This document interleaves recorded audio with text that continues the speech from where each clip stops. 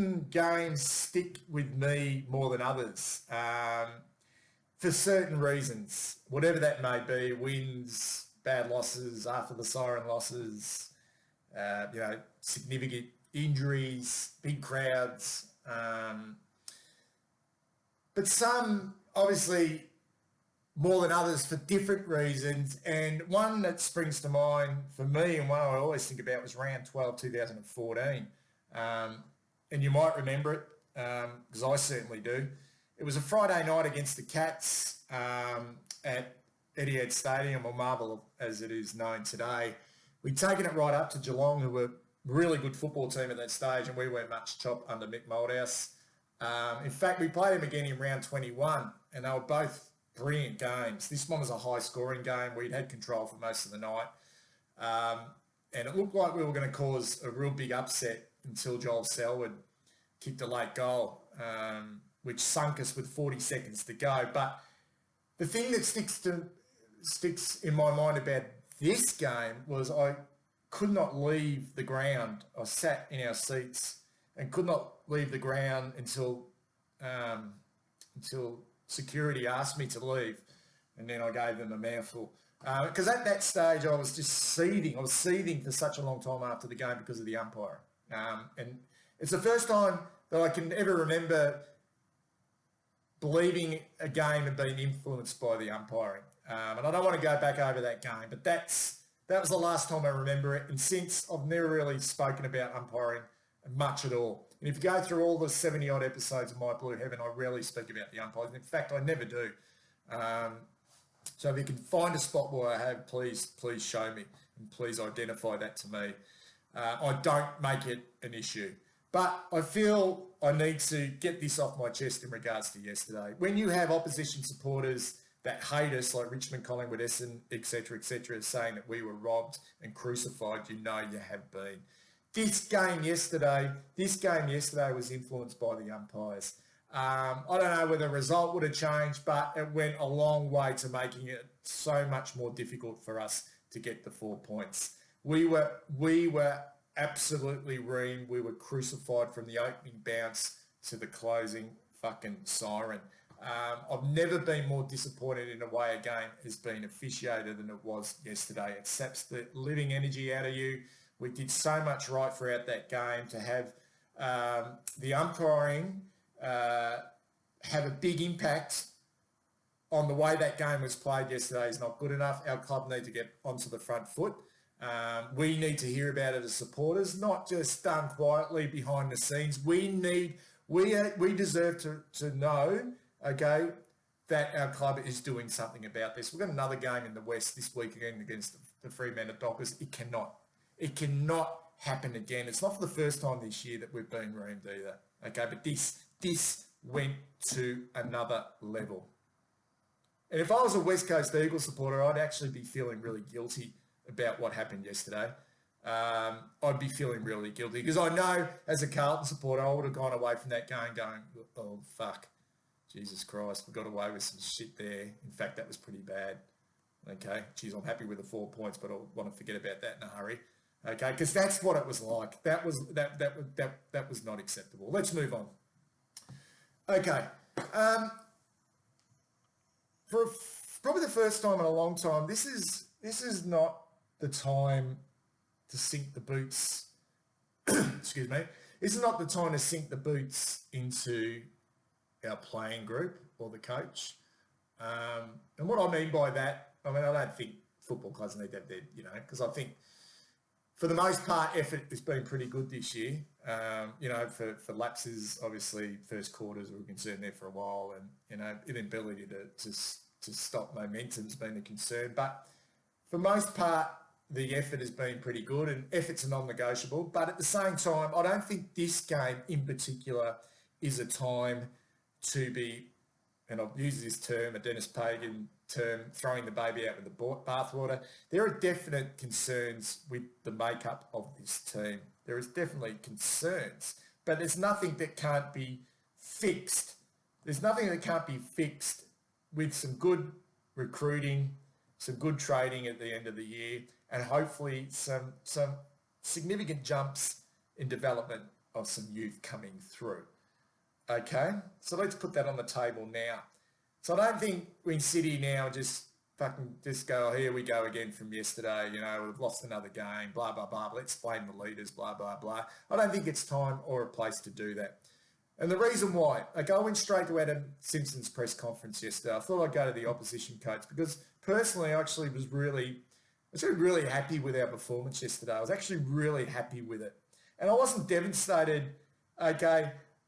I wasn't devastated like I was after the Port Adelaide game because I knew the magnitude of the performance and the way it panned out. I had no expectations going into this game based on a couple of things, and particularly the midfield battle. I'll get to that in a second. But Adam Simpson, a relieved Adam Simpson, and I really respect Adam Simpson, apart from the fact that he's a premiership coach, but he hit the nail on the head in his opening comments. And these weren't prompted by journos. He just came straight off the bat and said this. And it wasn't patronising. He wasn't pissing in our pocket. He wasn't making us feel good. He wasn't being condescending. This was a very relieved football coach who knew his players had got away with one. And not the umpiring, okay? Got away with the fact that the opposition had fucking played really well and they found something. They had to find something. We knew Carlton were going to play the way they did. Okay, they are a very good at the contest team, meaning this is a brand that opposition is starting to look, okay, and identify with us. Something that we haven't had in the past. For me, that is a significant growth. Have we got the cattle at the moment? No, which is disappointing in the fact that itself, because you would think after 5 years that we'd have enough elite talent coming through that we have got the cattle. I'll get to that in a second as well. Then went on to say their pressure was elite. Their pressure was elite. And we're talking about the West Coast Eagles here, and we struggled to stay in this game. We struggled. And this is on their home deck, and we struggled to stay in this game. And they were trying. And we were lucky, particularly at the start of that third quarter, that we didn't concede more goals.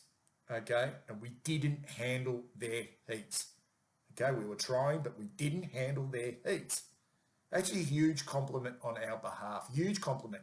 And it's not for the first time this year that a coach, okay, from the opposition, all right, would be able to acknowledge that from us. Okay, it's just that Simpson has been able to say it. We've heard it, okay, from a coach of one of the premier teams in the competition.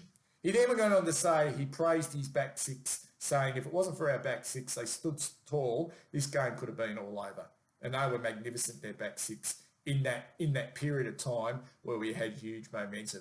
Yeah, look, our ball use going inside forward 50 was poor. Execution was poor. I'll get to that because it's based around our midfield group. We were unable to capitalise on momentum. We had huge momentum for big periods at that game. But let's keep this in perspective. What were you expecting before we went into this game? I always looked at this game as being a blowout, okay, or an honourable loss, which I was uncomfortable with. But it was more about probably being blown away. And that was back purely and simply on the class of the midfield. And we're talking a significant class difference here, a significant class difference. All right, so let's quickly go through. And this is why those comments from Adam Simpson are so good, okay, in our respect, how we want to be viewed going forward for us, okay? A team that bases everything on at the contest, and it's going to hold us in good stead. I truly believe that. Let's look at our midfield. Patrick Cripps is our number one midfielder, our only A-grader in there, and he is dreadfully out of form. Let's not sugarcoat it. He is dreadfully out of form. All right, I don't want to talk about that. Hopefully he comes good. He will come good. But right here, right now, David Teague would be probably thinking, shit, we didn't think Cripple was going to have a season like this. Okay? Mark Murphy was in there yesterday. Played pretty well, Murph. Okay? If he's able to finish off the year like that, he'll probably get another contract. But he's well past his best. He's no longer A grade. Okay? He's B grade. He doesn't hurt opposition. He's valuable in there, but it's not like the opposition goes, shit, there's Mark Murphy in at the centre square. We're going to have to keep an eye on him. Ed Kerno, the same. He's a battler, okay? He's a battler. He's a poor user of the football. He has a dip, He doesn't use it well. He can play a role in regards to tagging, but do we even use him purely and simply in that role anymore? Because yesterday I saw him go to Shuey at times, I saw him go to Kelly at times, and both of them had significant impact on this game as it unfolded. And when Ed's got the ball in the midfield, running through the centre, we don't want it in his hands. He's B grade at tops. Setterfield developing nicely, but he's got a long, long way to go. Okay, a good 12 months before hopefully we start to see his best. Okay, maybe even longer. And Matthew Kennedy, let's face it, he was outstanding yesterday in the air. But let's face it was only 5 weeks ago. He was running around in the scratch matches, and most of us were saying that he was going to be at the club next year. Now he's an integral part of this midfield. And look, he's got some good attributes, but he's not damaging. He doesn't use it particularly well. He's not quick. Okay, and we've got Sam Walsh, all right, who is a second-year player, is doing everything right. Okay, he's doing everything right, and he's going to be A grade, but he's not quite there yet. So you look at that midfield group there. Just think about this for a second, guys. Think about it. Cripps, dreadfully out of form. Then run through Murphy, Ed Curnow, Setterfield, Kennedy, and second-year player Walsh, and chuck in basically 2 first-year ruckmen. I know Pitnet's been around, but he's only played. He hasn't played a lot of football, and in a third gamer in TDK. That is arguably one of the weakest midfields in the competition. That is arguably one of the weakest midfields in the competition. That is C grade at best. And we have to cop that on the chin at the moment. And I'm not going to get into why it's like that 5 years into a rebuild. Where is the elite talent coming through? I don't want to, but that is what was put out in the park yesterday. And that midfield group had the Eagles on toast yesterday for large periods of the game. Now I'm hearing, you'll blame the leaders for, the momentum shifted and the leaders didn't stand up. No, the leaders, this midfield in the end couldn't stand up. It couldn't stand up. Okay, because let's have a look. Let's be realistic here. Let's have a look at who they were up against yesterday. So we've got a C-grade midfield, probably just slightly better than the Adelaide Crows at the moment. Okay? That midfield. Let's have a look at the Eagles. Kelly, elite, A-grade, fast, creative, brilliant player. Shuey, big game player, North Smith medalist, A-grade. Superstar, really, strong, steps up at the right moments. Elliot Yeo, powerful, dynamic, great in the air, superstar, A-grade. Dom Sheed could walk into our midfield tomorrow and probably be our best ball user and arguably our best midfielder. Steady, skillful, goal kicker, never makes bad mistakes, A-grader. Andrew Gaff, I know he plays on the wing, but he runs through there. Running machine, seasoned performer, steps up at the right moments, A-grade. So, Kelly, Shuey, Yao, Sheed, Gaff, A-grade. Chuck in Redden, okay, as the second wheel there. He's your B-grader, but he's solid and steady, premiership player. And then we talk about Pitnet and TDK, these raw, youngish ruckmen, up against arguably the greatest centre square tap ruckman the game has ever seen in Nick Natanui. And we're asking this group to maintain for 4 quarters that elite pressure that they applied for so much of this game. It's not going to be sustainable. How does it get like that? What has the club done wrong? Why isn't there elite talent coming through? Where is Dow? Where is O'Brien? Where is Stocker? Okay, I want to know the circumstances, okay? And hopefully in time we're going to see that. But right here, right now, guys, this isn't a very good midfield. And this is where a game is basically won or lost. We did so much right yesterday with a C-grade midfielder. So take your hat off. Take your hat off to David Teague and the way he wants these boys to play. This holds us. This holds us in good stead moving forward. It does if we're able to get the right mix in there. And right here, right now, we haven't got the right mix. And what makes it even worse, our only A grader is desperately down on form. If we're asking Murph, if we're asking Ed to be integral parts of this midfield in 12 months' time, if we're talking about this in 12 months' time, okay, we haven't addressed the problem. Okay, we have not addressed the problem. All right, we need to target some seasoned midfielders, okay, who, one, can win their own ball, but more importantly, use it better, okay, creative and fast and strong, okay, and come to the club for the right reasons, okay, and buy into what David Teague wants to do. I truly believe that. Okay, my aspect is, should we be further advanced than we are? Definitely. I'm not comfortable with 4 and 6.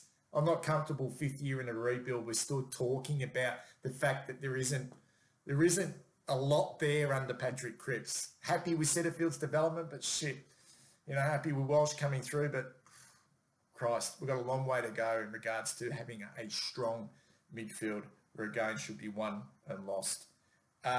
You can talk about to your blue in the face about ball use inside forward 50, but who would you rather the ball in the hands of when that game turned in that third quarter? Would you want the ball in the hands of Cripps, Ed Curnow, Setterfield, Kennedy or Walsh? Or would you want the ball in the hands of Kelly, Shuey, Yo, Sheed, Gaff going inside forward 50 to the likes of Josh Kennedy and Darling? Okay? I'll let you decide that. All right, I'll let you decide that. So let's take this as a pretty unbelievable performance in the way we wanted to play in regard to contested ball, in regard to tackling, in regard to pressure, in regard to effort. If we can get this list right, and there's a lot of ifs and buts, again, it could be a lot of pain still to come, so we don't know what the future holds.